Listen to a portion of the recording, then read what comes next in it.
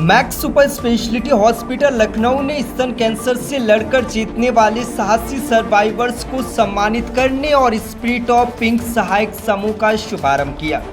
इस कार्यक्रम में लगभग 30 से 40 सर्वाइवर्स, उनके सहयोगी, परिवार के लोग और मैक्स हॉस्पिटल लखनऊ के ऑन्कोलॉजिस्ट डॉक्टर आलोक गुप्ता और डॉक्टर फराह अरशद के पूर्व कैंसर रोगी शामिल हुए। यहाँ का माहौल आशा, सकारात्मक और एकजुटता से भरा रहा, क्योंकि सभी लोग जिंदगी और इसकी ताकत का जश्न मनाने के लिए एकत्रित हुए थे। Spirit of pink cancer survivors group का लॉन्च इस कार्यक्रम का आकर्षण रहा।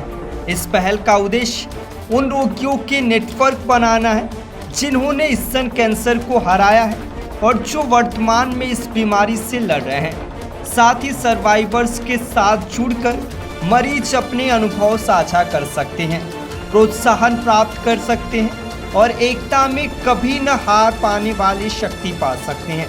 मैक्स हॉस्पिटल लखनऊ के वरिष्ठ निदेशक और प्रमुख medical oncologist doctor Alok Gupta ने बताया कि इस समय जब भारत विश्व स्तर पर स्तन कैंसर से होने वाली मौतों के उच्च दर से जूझ रहा है, स्पिरिट ऑफ पिंक समूह का शुभारंभ सर्वाइवर्स और इस बीमारी से प्रभावित लोगों के लिए एक सहायक समूह बनाने की दिशा में एक महत्वपूर्ण कदम है। आशा, सहयोग और सशक्तिकरण को बढ़ावा देकर इस पहल को अनगिनत कैंसर रोगियों के जीवन में स्थायी प्रभाव डालने और उससे बेहतर बनाने के लक्ष्य को हासिल करने में सक्षम होगी।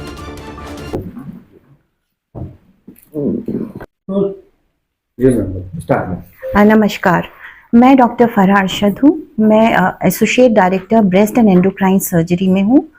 और पहले हम बात करेंगे छाती के कैंसर के बढ़ते हुए लक्षण क्या हैं, इस बीमारी के लक्षण क्या हैं। तो सबसे इम्पोर्टेंट लक्षण है गांठ या गिठान, बिना दर्द की गांठ या गिठान होना, निपिल के आकार में परिवर्तन आना या निपिल अंदर की तरफ मुड़ जाना, या निपिल से कोई गंदा पानी स्पेशली ब्लडी डिस्चार्ज होना, या छाती की खाल का या त्वचा का बदलना, बगल में कोई गांठ होना। अगर इस तरह का कोई भी लक्षण है तो उसको अनदेखा नहीं करना है। अब बात करते हैं रिस्क फैक्टर्स की कि रिस्क फैक्टर्स क्या हैं छाती के कैंसर के।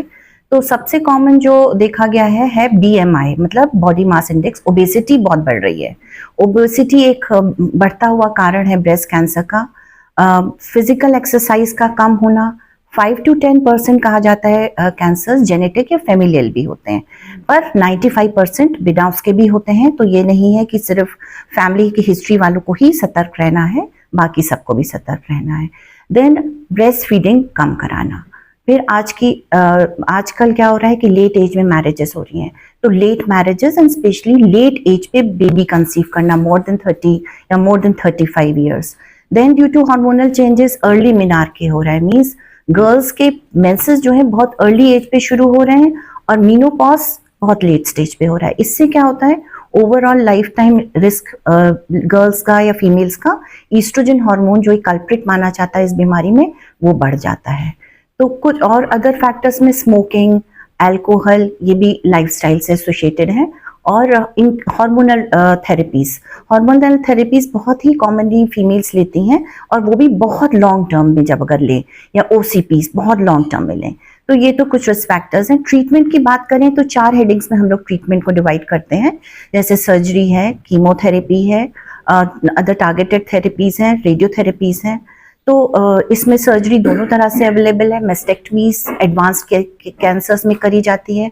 ब्रेस्ट रिकंस्ट्रक्शन प्रोसीजर्स भी अवेलेबल हैं, जिसमें छाती को बचा के हम लोग इनफैक्ट सारी ही स्टेजेस में अब कर पा रहे हैं, क्योंकि दवाइयाँ बहुत एडवांस मौजूद हैं।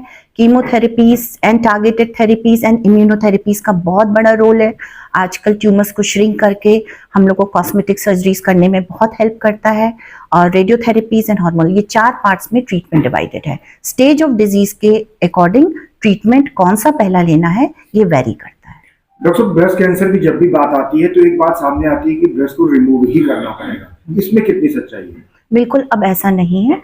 डॉक्टर आलोक यहाँ पे हैं, ये बताएंगे कि इन्होंने ऑलरेडी बताया है कि इतनी अच्छी कीमोथेरेपीज और इतनी एडवांस ट्रीटमेंट है कि अगर पेशेंट हमारे पास लेट स्टेज में भी आ रहा है, लेट स्टेज मीन्स जैसे स्टेज 3 में भी आ रहा है, तब भी हम लोग कॉस्मेटिक सर्जरीज कर सकते हैं। ट्यूमर का साइज कम किया जाता है, कीमोथेरेपी, टारगेटेड इम्यूनोथेरेपी जो भी दे के उसको साइज कम करके हम लोग इवन लेट स्टेजेस में हम लोग ब्रेस्ट को बचाते हैं। और breast reconstruction means plastic surgery के ब्यूटीफुल ऑप्शंस के साथ फेमिनिन ब्यूटी को कंजर्व किया जाता है। ताजा मामला निकल कर आया था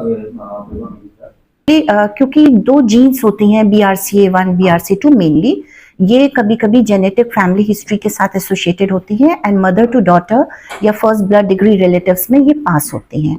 तो इनका एक बहुत बड़ा रोल है, इसलिए जेनेटिक फैक्टर्स में अगर आप जैसे हम लोग मदर को या डॉटर को 2 से ज़्यादा लोगों को है तो हम लोग जेनेटिक एनालिसिस BRCA म्यूटेशन का टेस्टिंग एडवाइस करते हैं। ज्यादातर देखा जाता है कि गांठ होना, छाती में गिठान होना, स्पेशली बिना दर्द के होना, या निपल जो घुंडी होती है जिससे बच्चा दूध पीता है उसके आकार में बदलाव आना, घुंडी का अंदर जाना, गंदा पानी आना, गंदा पानी में भी specially reddish discharge, bloody discharge, या स्किन की त्वचा में कोई आकार में चेंज आना या शेप में चेंज आना।